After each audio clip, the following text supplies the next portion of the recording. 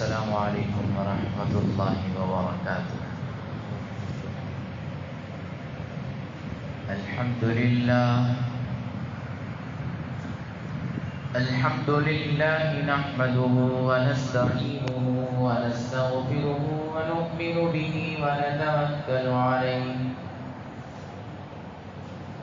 ونعوذ باللہ من شرور انفسنا ومن سیئات اعمالنا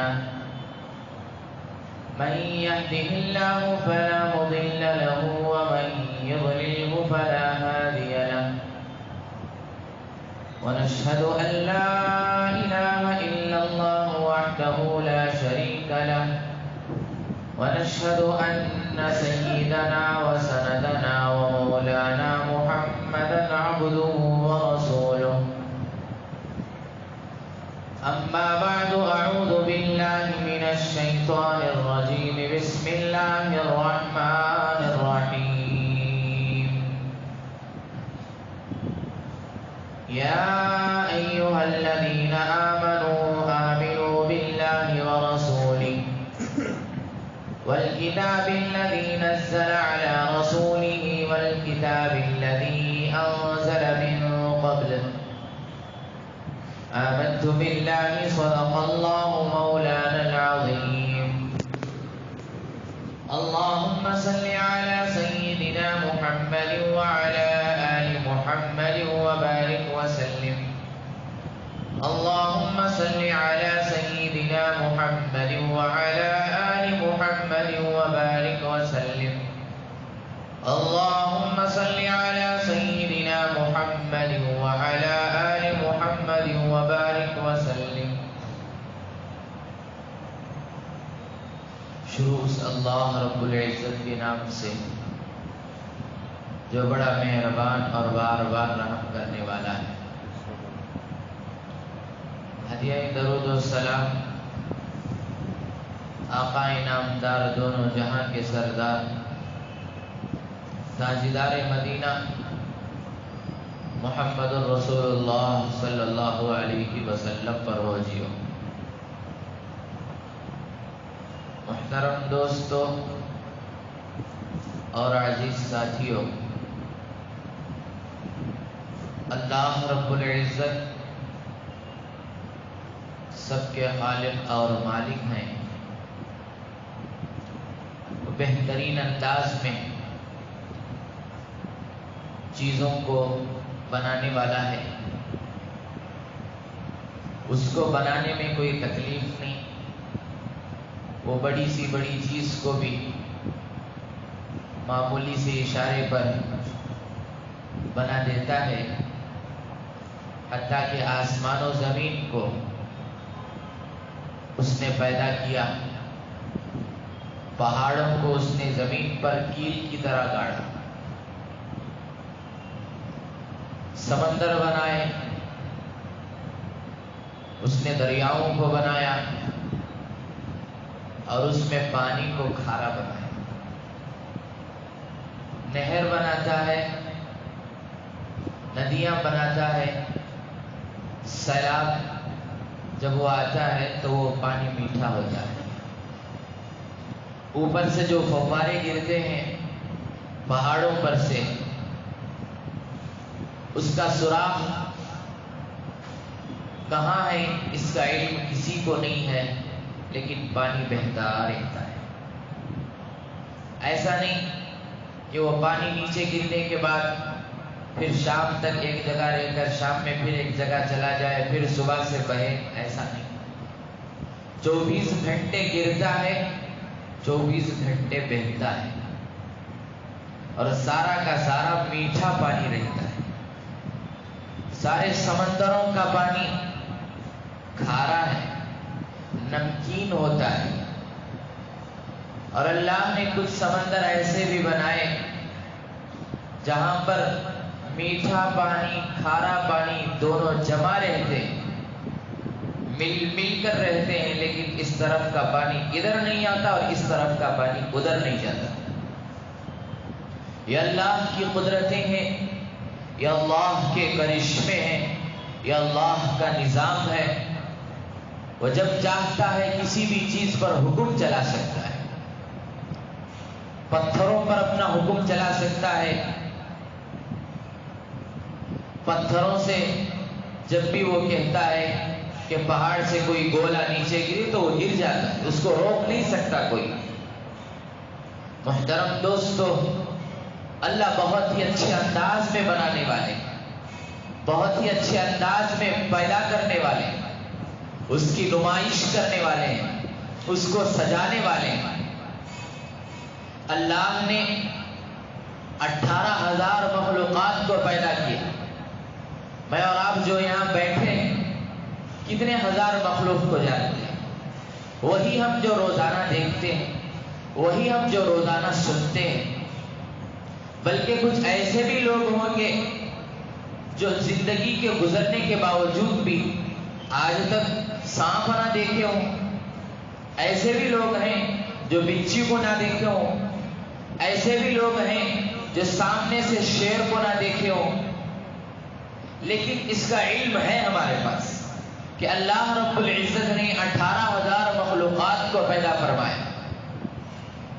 مفسرین فرماتے ہیں جنگلوں کے اندر، بیابانوں کے اندر، صحراؤں کے اندر کچھ ایسے کیڑے ہیں جال لگانے والے، جیسے عام طور پر گھروں میں کناروں میں جو جال لگاتے ہیں، ایسے مکوڑیاں ہیں. ہاتھی بھی اگر اس پر پیر رکھ دے اس کا زہر اندر جا کر ہاتھی مر جاتا ہے، مکوڑی کو کچھ نہیں ہوتا. ہم جو دیکھتے ہیں گھروں میں جال لگنے کے بعد اس میں جو مکوڑی ہوتی ہے یا معمولی سی مکوڑی ہے، ہم نے ہمارے اساتذہ سے سنا، وہ تفسیر کے دوران فرما رہے تھے کہ اللہ رب العزت نے جنگلوں کے اندر ایسی مکوڑیوں کو بھی بنایا ہے، ہاتھی بھی اگر پیر رکھ دے اس کے زہر کا اثر ہاتھی کے اندر جا کر مکوڑی بچ جاتی ہے، ہاتھی مر جاتی ہے. ہم سن کر اتنے حیران ہیں. دیکھیں گے اللہ کی قدرت کو، دیکھیں گے اللہ کے کرشموں کو، دیکھیں گے اللہ کے نظام کو، اللہ کی کاریگری کو، اللہ کی حکمت کو، تو ہمارے اندر کتنی خوشی ہوگی. محترم دوستو، حضرت انسان کو دیکھ لیجئے. ویسا تو ہر جانور کے عام طور پر آنکھیں بھی ہوتی ہیں، چلنے کے لیے پیر ہوتے ہیں، کھانے کے لیے زبان ہوتی ہے، سب کچھ ہے. یہی چیزیں حضرت انسان کے اندر بھی ہیں. لیکن اللہ رب العزت نے انسان کو اشرف المخلوقات بنایا، سب سے اشرف، سب سے فضیلت والی مخلوق بنایا، اور ایسی جگہ سے اس کو پیدا فرمایا.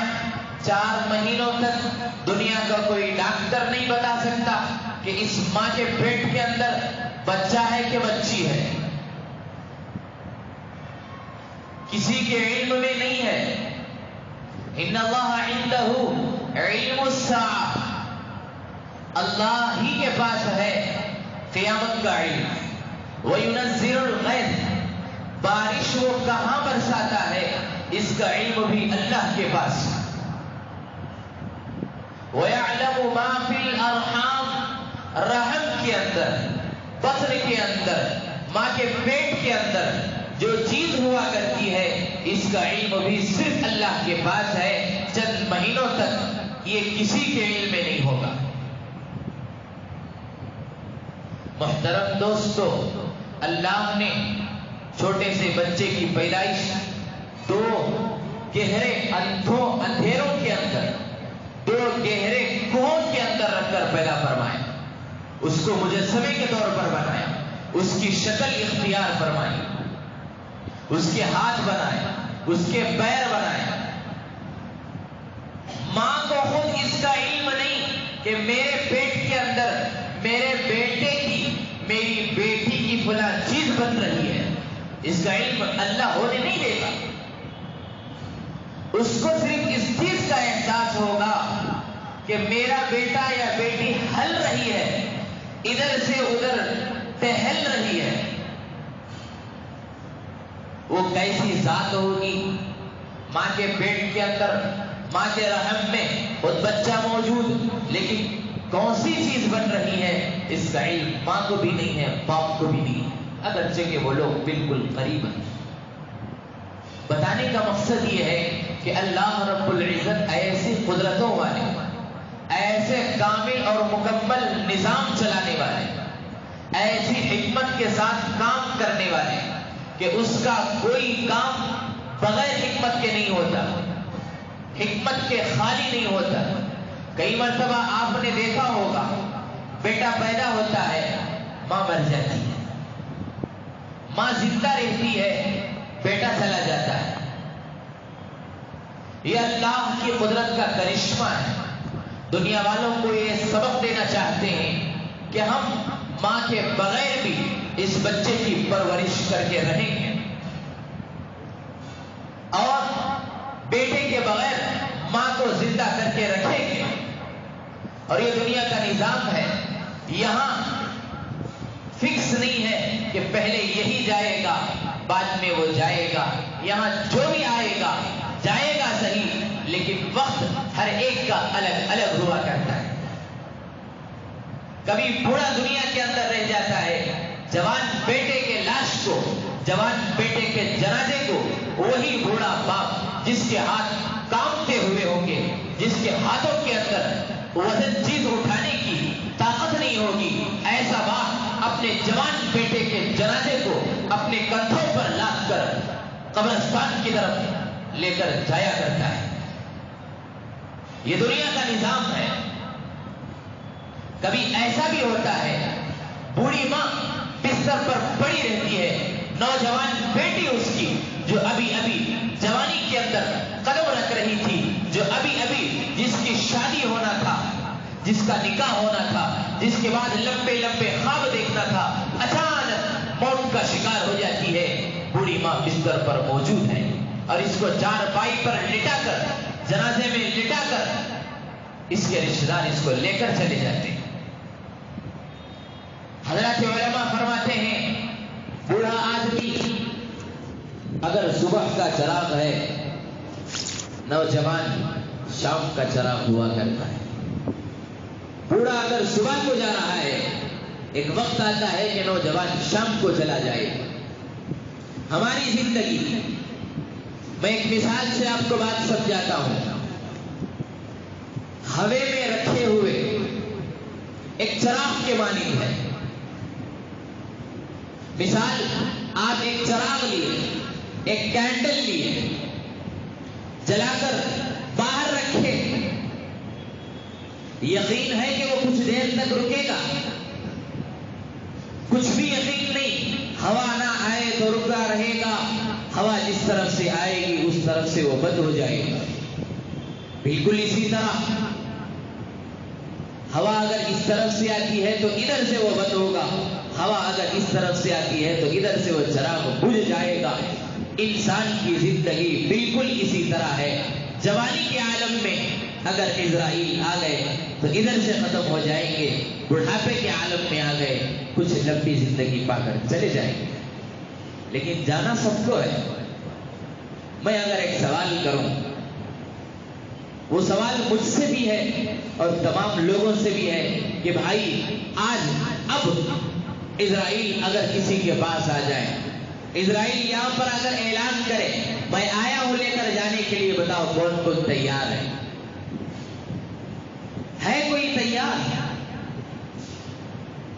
سب کے پیچھے کچھ حقوق لگے ہوئے ہیں، سب کے پیچھے کچھ ذمہ داریاں لگی ہوئی ہیں، سب کے پیچھے پچھلی زندگی کے یا تو گناہ لگے ہوئے ہیں یا تو مال اپنا اٹکایا ہوا ہے۔ سب کا یہی خیال رہتا ہے اسرائیل اگر آ کر پوچھیں گے ہم فوراً جانے کے لیے تیار نہیں ہیں، آدھا گھنٹے کا وقف لے لیں گے، کچھ دنوں کا وقف لے لیں گے، وقف لینے کے بعد جو حقوق ہم پر ہیں وہ حقوق ادا کر کے پھر اسرائیل کو اجازت دیں گے۔ محترم دوستو، سب کا یہی خیال رہتا ہے موت تو بہت دور کی بات ہے، لیکن کب آتی اس کا علم؟ تو جب اس کی حقیقت کا ہمیں علم نہیں ہے تو تیاری کس پر ضروری ہے؟ جانوروں پر ضروری ہے، پرندوں پر ضروری ہے، درندوں پر ضروری ہے۔ اللہ نے جس کو اشرف المخلوقات بنایا انہی کے لیے تیاری کی بھی ضرورت ہے۔ تیاری کرے بغیر ہم ایک چھوٹے سے سفر میں جانے کے لیے کتنی تکلیفیں اٹھاتے ہیں، توشہ باندھے بغیر سفر کو چلے جائیں کتنی تکلیف ہوگی۔ آج کے دور کے لوگوں کو توشہ سمجھ میں نہیں آئے۔ یوں اس کی مثال رکھ لیجیے، اس کا سارا بینک بیلنس بینک کے اندر ہے اور وہ اے ٹی ایم کارڈ کہاں رکھ دیا؟ گھر میں رکھ دیا۔ فون بھی گھر میں بھول گیا، کیونکہ آج کل کے لوگ کہہ سکتے ہیں حضرت اگر اے ٹی ایم نہیں ہے تو ہم فون پے سے گوگل پے سے کام چلا لیں۔ اسی لیے میں عرض کر رہا ہوں، آپ اپنا فون بھی بھول کر چلے گئے، اپنا اے ٹی ایم کارڈ بھی بھول کر چلے گئے۔ جن چیزوں سے آپ پیسہ نکالنا چاہتے تھے وہ سب چیزیں آپ سفر کو جانے سے پہلے اپنے گھر پر بھول گئے، سفر پر روانہ ہو گئے۔ اب بتاؤ کتنی دشواری ہوگی۔ فون کر پیسہ منگوانے کے لیے فون حاضر نہیں، اے ٹی ایم سے پیسہ نکلوانے کے لیے اے ٹی ایم کارڈ گھر میں موجود ہے۔ لاکھوں پتی آدمی ہے، جیب خالی ہے، فقیر ہے۔ بالکل اسی طرح ایک دن آئے گا ہم غفلتوں کا شکار ہو جائیں گے، غفلتوں میں پڑ جائیں گے، اللہ کو بھول کر زندگی گزار رہے ہوں گے، اللہ کی نافرمانی کرتے ہوئے زندگی گزار رہے ہوں گے۔ ہماری جوانیاں ختم ہو کر بڑھاپا آ چکا ہوگا، ہمارے دروازوں پر حضرت اسرائیل آ چکے ہوں گے ہمیں لینے کے لیے، ہماری روح کو قبض کرنے کے لیے۔ جب اسرائیل روح لینے کے لیے آئیں گے، جس وقت ساری چیزیں سفر پر جانے سے پہلے گھر بھول کر جانے پر سفر میں کتنی دشواریاں ہوتی ہیں، سفر میں کتنی تکلیفیں ہوتی ہیں، سارا سفر اس کا دشواری کے ساتھ گزرے گا، سارا سفر اس کا انجانے کے ساتھ گزرے گا، سارا سفر اس کا تکلیفوں کے ساتھ گزرے گا۔ بالکل اسی طرح اسرائیل جب ہمارے گھروں پر آ جائیں گے اور ہمیں لینے کے لیے آئیں گے، ہم اسرائیل سے یہ سوال نہیں کر سکتے اسرائیل ہم نے پچھلی زندگی کے اندر آخرت کو تو تیار نہیں کیا، جنت والے راستے پر ہم نے نہیں چلا، اللہ کو راضی کرنے والے کام ہم نے نہیں کیے، ہم نے ساری زندگی نافرمانی کے اندر گزار دی، ہم نے ساری زندگی ظلم کے ساتھ گزار دیا، ہم نے ساری زندگی نمازوں کو چھوڑتے ہوئے گزار دیا، ہم نے ساری زندگی والدین کی نافرمانی کرتے ہوئے گزار دیا، ہم نے ساری زندگی بچوں کے حقوق ادا نہیں کیے، ہم نے ساری زندگی بچوں کی صحیح تربیت نہیں کی ہے، ہم نے ساری زندگی سود کھاتے ہوئے گزار دیا، ہم نے ساری زندگی نامحرم عورتوں کو گھور گھور کر دیکھنے میں گزار دیا، ہم نے ساری زندگی اپنی آنکھوں کا غلط استعمال کرنے کے اندر گزار دیا، ہم نے اپنی ساری زندگی کے وقت کو ضائع کر دیا، ویسٹ کر دیا۔ اسرائیل کچھ لمحے کے لیے رکو، ہم اپنا آخرت کو توشہ تیار کر کے آپ کو اجازت دیں گے، آپ ہماری روح کو قبض کر لینا۔ ایسا آج تک کبھی اسرائیل کسی کی بات سنے ہیں؟ اگر نہیں سنے ہیں بتاؤ ہمارے پاس توسا کون سا ہے، تیاریاں کون سی ہیں؟ پیچھے مڑ کر دیکھو، پلٹ کر دیکھو اپنی زندگیوں کو، کیا ہمیں نظر نہیں آ رہا ہے کہ اب تک کی ہماری زندگیاں کس طریقے سے ختم ہوئی ہیں اور ہمیں اس کا احساس بھی نہیں، ہم محسوس بھی نہیں کر رہے ہیں۔ محترم دوستو، پلٹ کر دیکھو اپنی زندگیوں کو، جو گزر گیا سو گزر گیا، جو سامنے ہے، جو باقی ہے، اس کی طرف دیکھو، زندگی گزارو. اندازہ رکھو ایک لمحہ میرے لیے بڑا قیمتی ہوا کرتا ہے. اللہ کے رسول صلی اللہ علیہ وسلم قضاء حاجت کے لیے تشریف لے گئے. حضور اقدس صلی اللہ علیہ وسلم کی عادت مبارکہ تھی کہ جب بھی حضور کا وضو چلے جاتا فوراً وضو فرمایا کرتے. پانی دور تھا، حضور نے وہیں تیمم فرما لیا، پھر جا کر وہاں پر وضو کر لیے. صحابہ نے اس عمل کو دیکھا. اللہ کے رسول پانی کے ہوتے ہوئے آپ نے تیمم کر لیا، کیا بات ہے. اللہ کے رسول صلی اللہ علیہ وسلم نے ارشاد فرمایا، اے میرے صحابہ، مجھے اس بات کا یقین نہیں کہ میں یہاں سے چل کر پانی تک بھی پہنچ جاؤں، اس کے درمیان میری روح نکل جائے، میں بغیر وضو کے اللہ کے دربار میں پہنچ جاؤں، یہ مجھے گوارا نہیں تھا. صحابہ کرام سے سوال کیا، بولو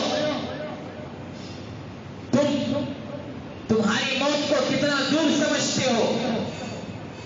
کسی صحابی نے کہا، حضور مجھے یہ بھی یقین نہیں کہ میں رات کو زندہ ہوں، صبح میری زندگی کی حالت میں ہوگی یا موت کی حالت میں ہوگی. یعنی مجھے پوری رات کا بھی یقین نہیں ہے. دوسرے صحابی نے کہا، حضور مجھے اس بات کا یقین نہیں کہ میں صبح میں زندگی گزار رہا ہوں، میں شام تک زندہ رہوں گا، اس بات کا مجھے علم نہیں.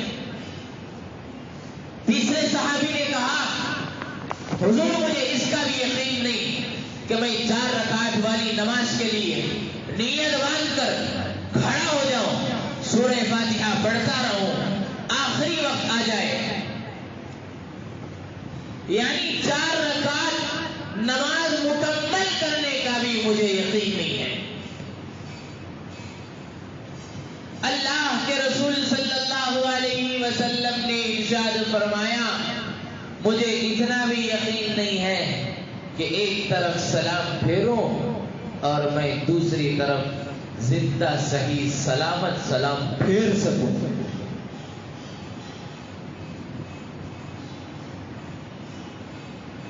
انہوں نے ایسی تیاریاں کی ہوئی تھی، اور ہم موت کو کتنا دور سمجھتے ہیں. اب بھی 40 سال اب بھی ذرے مزے اڑا لیتے. آخری جب وقت آئے گا، جب سجدہ کرنے کی بھی جب توفیق نہ ملے گی، اکثر لوگ آپ نے دیکھا ہوگا، بوڑھے لوگ برا نہ مانے، ضعف کی وجہ سے، کمزوری کی وجہ سے زمین پر سجدہ بھی کر نہیں پاتے. یہ توفیق چھین دی جاتی ہے. کمزوری آ کر مجبور کر دیتی ہے، اس وقت ہم عمل کریں گے. محترم دوستو، ابھی سے ارادہ کرو، ابھی سے نیتیں کرو کہ ہم بقیہ کی جو زندگی ہے، ہماری جو آل اولاد ہے، ہماری جو نسلیں اس دنیا کے اندر چل رہی ہیں، اس کو دین کی طرف رغبت دلا کر، اس کو صحیح تربیت کر کے ہماری نسلوں کے اندر دین کو زندہ کر کے چلے جائیں گے. حضرت خواجہ قطب الدین بختیار کاکی رحمہ اللہ، بہت لمبا نام ہے. آج کل کے لوگ بڑا نام رکھنے بہت خوف کھاتے ہیں.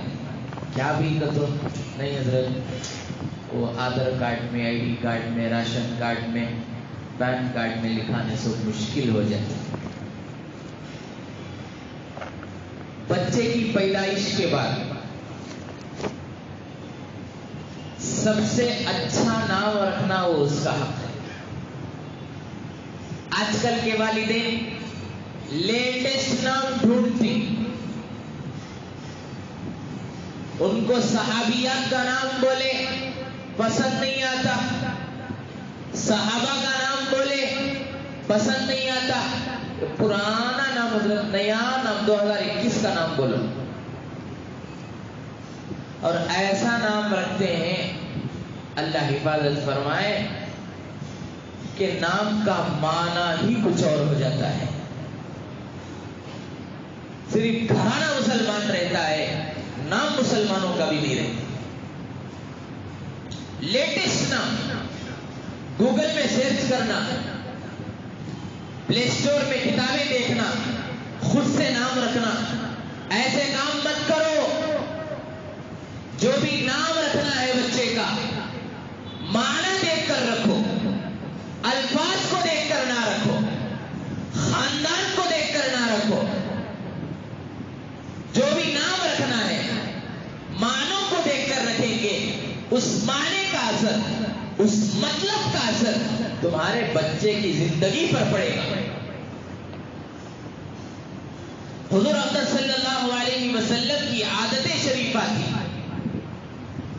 کسی بھی چیز کا نام خراب ہوتا تو حضور اقدس صلی اللہ علیہ وسلم نام کو چینج کر دیتے تھے۔ مدینے کا نام پہلے مدینہ نہیں تھا، یثرب تھا روایتوں کے مطابق، اس کا معنی بھی کچھ اور تھا۔ وہاں پر بلائیں زیادہ تھی، وہاں پر طاعونی بیماریاں زیادہ تھی۔ حضور اقدس صلی اللہ علیہ وسلم مدینہ آنے کے بعد اس شہر کے نام کو تبدیل کر دیا، یثرب کے نام کو بدل دیا، مدینہ رکھ دیا۔ مدینہ خوشحالی والا معنی ہے، سرسبز و شاداب والا معنی ہے۔ حضور کے وہاں جانے کے بعد، نام کے تبدیل کرنے کے بعد جتنی خوشحالی ساری دنیا کے اندر، جتنی صحت ساری دنیا کے اندر مدینے میں موجود رہتی ہے، کسی دنیا کے بڑے ملک میں بھی نہیں رہتی۔ ابھی اخبارات کے رپورٹ کے مطابق جو کرونا کا دور چل رہا تھا، سب سے کم کیسز مدینہ المنورہ کے اندر آئے ہیں۔ کیوں نہ آتے؟ جہاں پر رسول اللہ صلی اللہ علیہ وسلم کا جسم مبارک مٹی کے اندر آرام کر رہا ہے، جہاں پر حضرات شیخین ہیں، جہاں پر ہزاروں کے صحابہ صحابیات ہیں۔ عرض کرنے کا مقصد یہ ہے، کسی بھی چیز کا نام جب خراب ہوتا ہے، حضور کی عادت شریفہ ہوتی تھی نام کو چینج کر دیتے تھے۔ تو سب سے پہلے جب بچہ یا بچی ہو، نام پہلے علماء سے پوچھ کر، مفتیان کرام سے پوچھ کر اچھا نام رکھو۔ نام کا اثر ہمارے بچوں پر پڑے گا۔ حضرت خواجہ قطب الدین بختیار کاکی رحمت اللہ علیہ، ان کی تربیت ان کی والدہ نے کیسا کیا، اس کے متعلق میں ان کے واقعے کو بتاتا ہوں۔ ان کا نام خواجہ قطب الدین تھا۔ کاکی ایک دوسری زبان ہے، یہ لقب پڑ گیا روٹیوں والا۔ یہ کیسے؟ توجہ ادھر رکھیں، وقت آنے پر میں خود ختم کر دوں گا۔ محترم دوستو، آپ کی توجہ جب تک یہاں رہے گی، اللہ کی طرف سے ہمارا جو کنیکشن باتوں میں لگا رہتا ہے وہ آپ کی طرف برابر لگا رہے گا۔ اگر آپ کی توجہ کسی دوسری طرف چلی گئی، کوئی لوگ آ رہے ہیں ان کو دیکھنے کی طرف مشغول ہو گئی، بات درمیان سے کٹ جائے گی، غلطی میری نہیں، ہماری توجہ کی ہے۔ اس لیے توجہ سے سنو.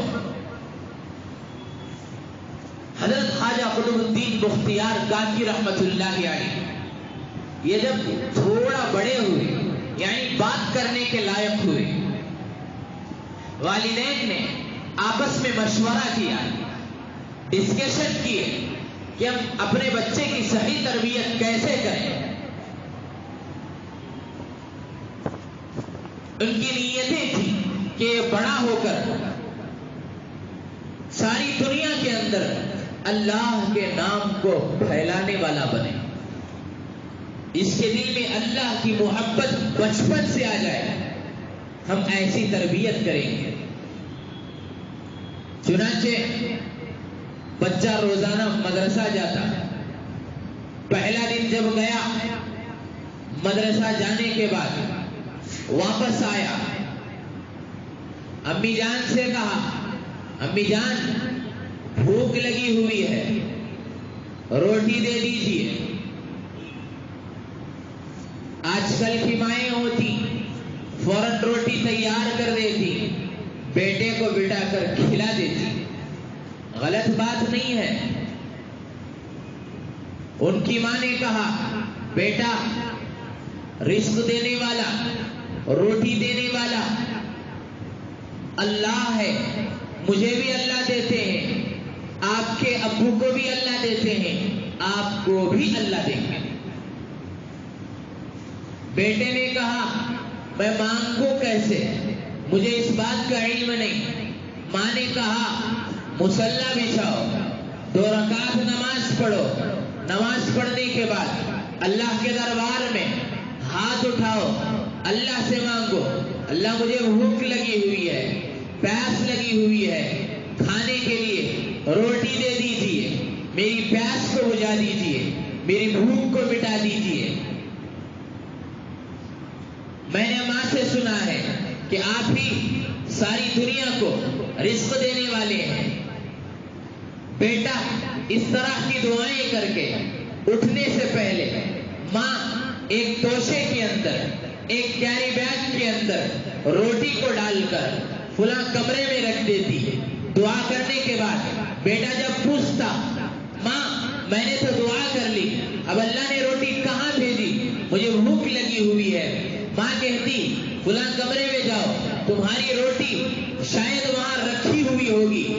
بیٹے کے پیچھے ماں بھی چلی جاتی ہے، اس کو کچھ گائیڈ کرتی ہے، اس کو رہنمائی کرتی ہے، راستہ دکھاتی ہے. اس کے اندر دیکھو، ہو سکتا ہے کہ روٹی موجود ہو. بیٹا جب جا کر اس باکس کو کھولتا، اس کیری بیگ کو نکالتا تھا تو کیا دیکھتا کہ روزانہ روٹیاں اس میں جمع رہتی، اور وہ روزانہ مصلی بچھا کر دعا کرنے کے بعد اس کیری بیگ کو نکال کر اللہ کا نام لے کر کھاتا تھا. ایسا کئی مہینے گزر گئے. اتفاق سے ماں کو کسی تقریب میں، کسی فنکشن میں رشتہ داروں کے گھر جانا پڑا. گھر میں کوئی موجود نہیں. ادھر ماں کا دل تڑپ رہا ہے. مدرسے سے آنے کا وقت بچے کا ہو گیا ہے. فوراً تیاری کر کے رشتہ دار کے گھر سے تیز تیز چلنا شروع کر دیتی ہے. راستے میں اللہ سے دعائیں بھی کرتی ہے. اے اللہ، میں نے آج تک جو محنت میرے اس بچے کے پیچھے میں نے کی ہے، وہ صرف اور صرف آپ کی محبت کو اس کے دل میں لانے کے لیے. اے اللہ، میں وہاں موجود نہیں ہوں، آپ ہر جگہ موجود ہیں. میری محنت کہیں ضائع نہ ہو جائے، میرے بچے کا یقین کہیں آپ پر سے ہٹ نہ جائے. اے اللہ، آج میں گھر میں موجود نہیں ہوں، میرا بیٹا آ چکا ہوگا، اس کو بھوک لگ چکی ہوگی، میں جا کر روٹی بنانے کے لیے کچھ وقت لگ جائے گا. اے اللہ، میری اس محنت کی لاج رکھ لینا. راستے میں اس طرح کی دعائیں کرتے کرتے کرتے جب گھر پر پہنچتی ہیں کیا دیکھتی ہیں کہ ان کا بیٹا بستر پر آرام کر رہا ہے. ٹھنڈی سانس لے کر فوراً کچن روم کی طرف جا کر کھانا تیار کر کے روٹی بنا کر باکس کے اندر ڈال کر کمرے کے اندر رکھ دیتی ہے. جا کر بچے کے ماتھے کا بوسہ لیتی ہیں. بیٹا تمہیں بھوک لگی ہوگی، تم مدرسے میں بہت محنت سے پڑھ کر آئے ہو، اٹھو اللہ سے مانگو، وہاں تمہاری روٹی رکھی ہوئی ہوگی. بیٹے نے کہا امی جان میں معمول کے مطابق روزانہ جیسا کام کرتا تھا، آپ کی غیر موجودگی میں بھی میں نے ایسا ہی کام کیا. گیا دیکھا کمرے کے اندر ایک روٹی پڑی ہوئی تھی، میں نے وہ کھا لیا اور میں آرام کرنے لگ گیا. لیکن ماں جان ایک بات یاد رکھو، آج تک تم نے مجھے جو روٹیاں پکا کر دی ہیں، آج میں نے جو روٹی کھائی ہے، ایسا مزہ اس سے پہلے میں نے کبھی نہیں دیکھا تھا. یہ کہاں سے آ گئی؟ یہ یقین بچے کے دل میں کیسے بیٹھ گیا؟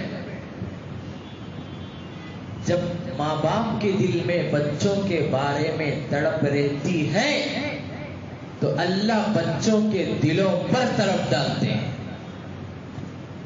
ایسا نہیں کہ خالی نیت میرا بیٹا خوب نیک بننا، کام دیکھے تو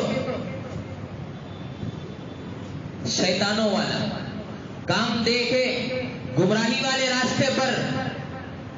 بچے کبھی بھی یاد رکھو نقال ہوا کرتے ہیں، نقل زیادہ کرتے ہیں. تم جو کام کرو گے بچہ اسی طرح کا کام کر کے تمہیں دکھائے گا. تمہاری جوانی میں اگر تمہارے بچے نے دیکھا کہ تم شراب پی رہے ہو، اس کی جوانی میں وہ شراب لا کر پیے گا. تمہاری جوانی میں اگر تم بیٹھ کر فلمیں دیکھ رہے ہو، ناچ گانے کی ننگی تصویریں دیکھ رہے ہو، اس کی عمر جب آ جائے گی، آج کل تو عمر آنے سے پہلے بچے دیکھنا شروع کر دیتے ہیں. یہ کیسے؟ تمہارا اثر بچوں پر پڑ رہا ہے، تمہارا کنیکشن بچوں کی طرف جا رہا ہے. اسی لیے حدیث پاک میں آتا ہے ادیبوا اولادکم، اپنی اولاد کی صحیح انداز میں تربیت کرو، ورنہ تم قیامت کے دن پکڑ لیے جاؤ گے. تمہارے گریبان تمہاری اولاد پکڑ لیں گے. اپنے بچوں کی صحیح تربیت کرو. صحیح تربیت ظاہر سی بات ہے آج کل کے ایسے ماحول میں ہم ایک ہی جگہ پر رکھ کر نہیں کر سکتے. بچے کو 4 نیک جگہوں پر بھیجنے کی ضرورت ہے. کبھی نماز کی طرف مسجد میں بھیج دیے، کبھی مکتب میں تعلیم حاصل کرنے کے لیے بھیج دیے، کبھی دین کی باتیں چل رہی تھی اللہ والوں کی مجلسوں میں بھیج دیے، کبھی خود ہم گھر میں بیٹھ کر تعلیم کا حلقہ لگا لیے. ایسے تمام کام کرنے سے بچوں کے اندر دین کا جذبہ پیدا ہوگا. میرے محترم دوستو، بچے اگر سدھرنا ہے سب سے پہلے کن کو سدھرنا؟ ماں باپ کو سدھرنا. ایسا نہیں ہو سکتا باپ نماز چھوڑے فجر کی، بیٹا اٹھ کر چلا جائے. اگر اٹھ کر جا رہا ہے تو یہ کسی نہ کسی کی تڑپ ہوگی. خاندانوں میں آپ کے نسلوں میں کوئی نیک بزرگ گزرے ہوں گے جس کی بنا پر آپ کے سوتے ہوئے بھی آپ کا بیٹا فجر کو اٹھ کر جا رہا ہوگا. لیکن عام طور پر 90% یہ دیکھا جاتا ہے باپ اگر ٹانگ اٹھا کر سوتا ہے، بیٹا اس باپ پر ٹانگ ڈال کر سوتا ہے. بڑا بچے پر اثر. اس لیے اپنے بچوں میں بچپن سے نماز کی تاکید کرو، قرآن سکھاؤ، سیرت النبی کے واقعات اسے پڑھاؤ، اسے بتاؤ کہ انبیاء نے اس دنیا کے اندر کیسے کیسے تکلیفیں اٹھا کر گئے. ہمارے نبی ہماری امت کے خاطر، میرے اور آپ کے خاطر کیسی تکلیفیں برداشت کر کے گئے، ایسی چیزیں اس کو سکھاؤ اور بچپن سے یہ سکھاؤ بیٹا آنکھوں کا غلط استعمال نہ کرنا۔ میں نے گزشتہ جمعہ ایک پوائنٹ چھوڑ دیا تھا جو اپنے اس جمعے میں اس بات کو ختم کر کے اپنی بھی بات کو ختم کر دیتا ہوں۔ میں نے کہا حدیث پاک میں آتا ہے 3 قسم کی باتیں، یعنی 3 قسم کی آنکھیں جہنم پر حرام کر دی گئی ہیں۔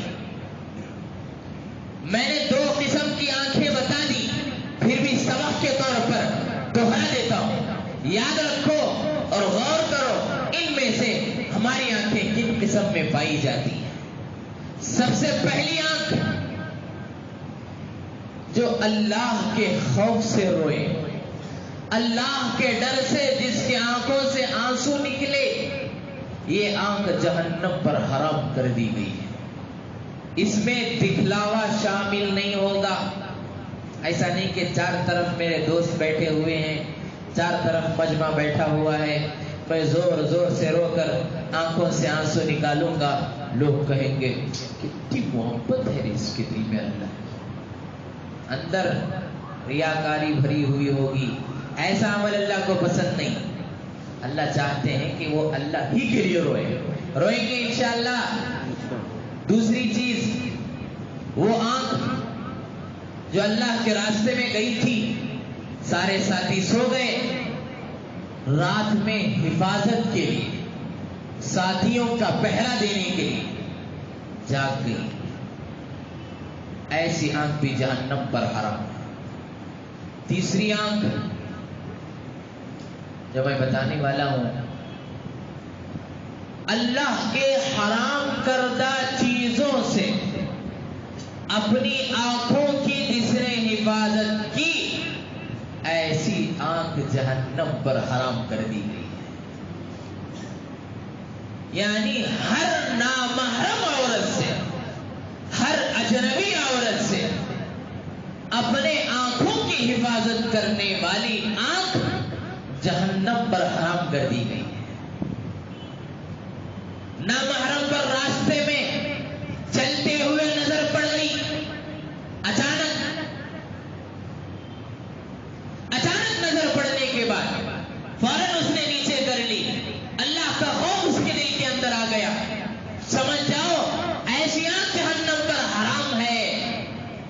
نیچے کرنے کے بعد اس کے دل میں شیطان پھر خیال ڈالتا، کیا ہے ایسا چاند سا چہرہ پھر دیکھنے کا موقع ملے گا تجھے؟ ایسی خوبصورت آنکھوں والی پری نوجوان لڑکی جب یہ سامنے سے چلی جائے گی، بتا کیا تو پھر پیچھے سے جا کر دیکھ کر آئے گا؟ اٹھا آنکھ دیکھ اسے۔ ایسا خیال جب ڈالتا ہے، اس کے باوجود بھی پھر یہ اپنی آنکھ اٹھاتا نہیں، اسے دیکھتا نہیں۔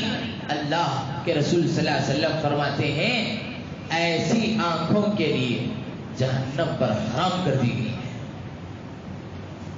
اور جو آنکھ ایسے کاموں سے اپنے آپ کو بچائیں گے، ہر عبادت کے اندر اسے لذت نصیب ہو جائے گی۔ کھانا کھا رہا انسان، نمک نہیں ڈالا، کھانا کھا رہا، سالن بھی ملا رہا لیکن نمک نہیں، مزہ آئے گا؟ تو جو بھی عبادت کرتے ہیں ایسے اعمال کی وجہ سے جب مزہ، لذت چھین لی جاتی ہے، ایک وقت آتا ہے کہ ہم اعمال سے محروم ہو جائیں گے۔ بندہ سوچتا کتنے سالوں سے نماز پڑھ رہا ہوں، مزاج نہیں آتا، ایک دن آتا نماز ہی کو چھوڑ بیٹھتا ہے لذت کے خاطر۔ میرے محترم دوستو، یہ گناہ چھوڑ دو، خود بخود تمہاری عبادتوں میں لذت بھی آئے گی، عبادات میں بڑھوتری بھی ہوگی۔ کریں گے ایسا انشاءاللہ؟ اللہ مجھے بھی آپ کو بھی صحیح معنوں میں 100% اپنی آنکھوں کو صحیح استعمال کرنے کی توفیق عطا فرمائے۔ دوسری گزارش یہ ہے کہ انشاءاللہ اس پیر سے ہماری اس مسجد کے اندر مکتب شروع ہونے والا ہے۔ آپ سے گزارش ہے کہ آپ کے گھروں میں، آپ کی سرپرستی میں جو بھی بچے ہیں ان کو لا کر ہمارے مؤذن صاحب تک پہنچائیں، نام لکھائیں، نمبر